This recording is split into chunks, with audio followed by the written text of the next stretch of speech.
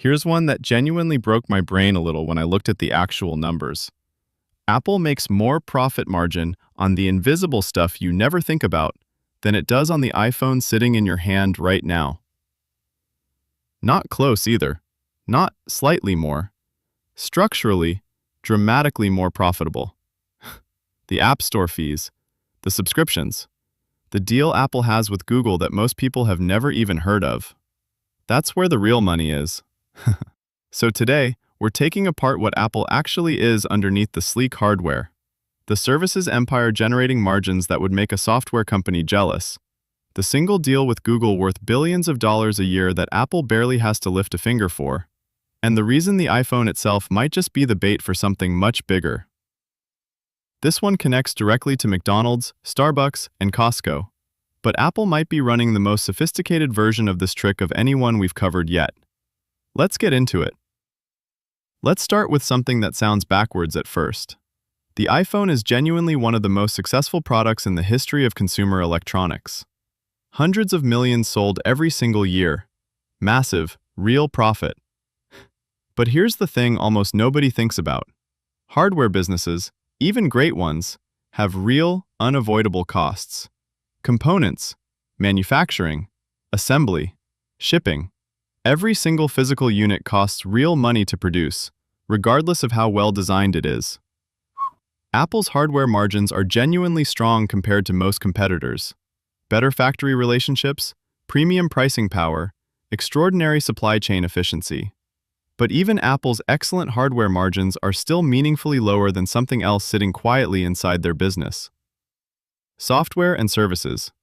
Once you've built an app, a subscription platform, a digital storefront, the cost of serving one more customer is genuinely tiny. No factory, no shipping container, no physical component at all. Just code, already written, running again. This is the fundamental difference between selling atoms and selling bits. And Apple figured out how to build an enormous, extraordinarily profitable bits business, quietly running underneath their world-famous atoms business. Let's talk about the App Store specifically, because this is where the real trick becomes obvious. Every time a developer sells an app, or you buy something inside an app, a subscription, an in-app purchase, extra features, Apple has historically taken a meaningful cut, often around 30%, on a large portion of these transactions. Think about what that actually means.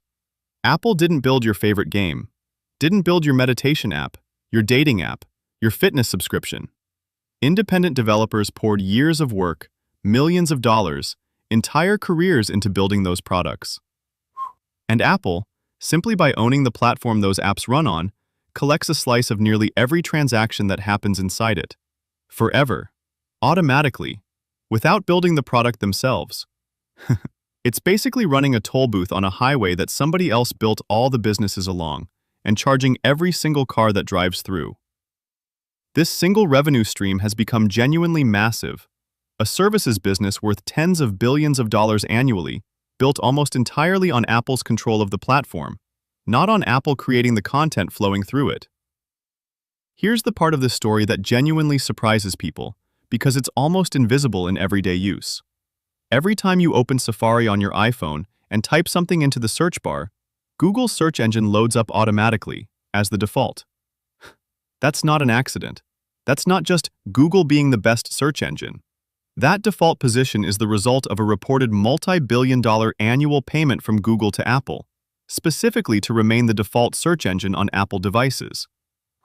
Billions of dollars every single year for essentially nothing more than staying the pre-selected option in a search bar. Apple builds nothing additional for this revenue, maintains nothing extra. It's close to pure, extraordinarily high-margin profit, layered directly on top of a product decision most users never even think twice about.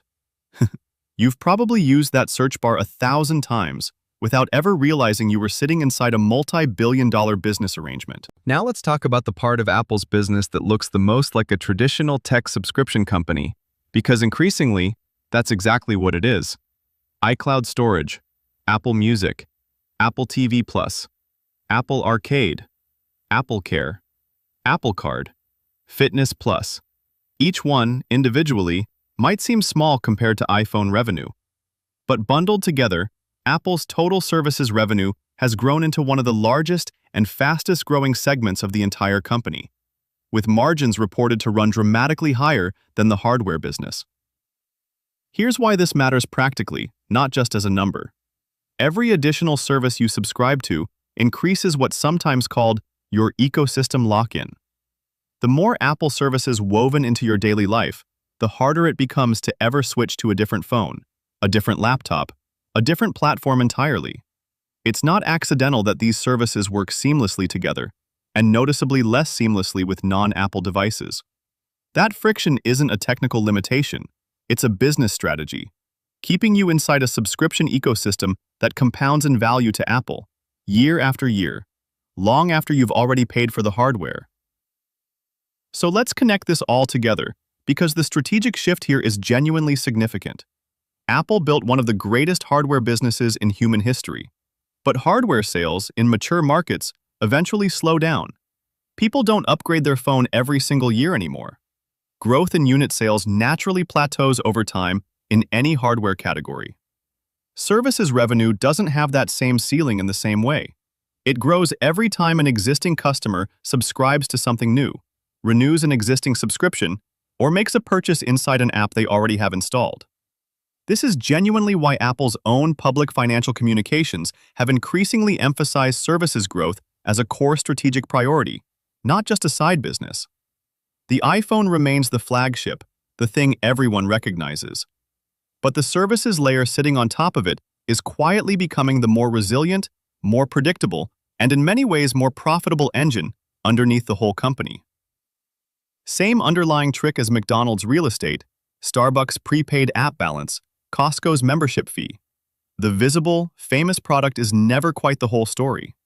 Apple just built arguably the most sophisticated version of this trick that exists in the entire technology industry. So the next time you unlock your iPhone, understand what's actually happening underneath that sleek piece of hardware.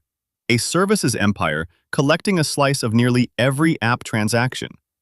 A multi-billion-dollar search deal running quietly in your browser's default settings.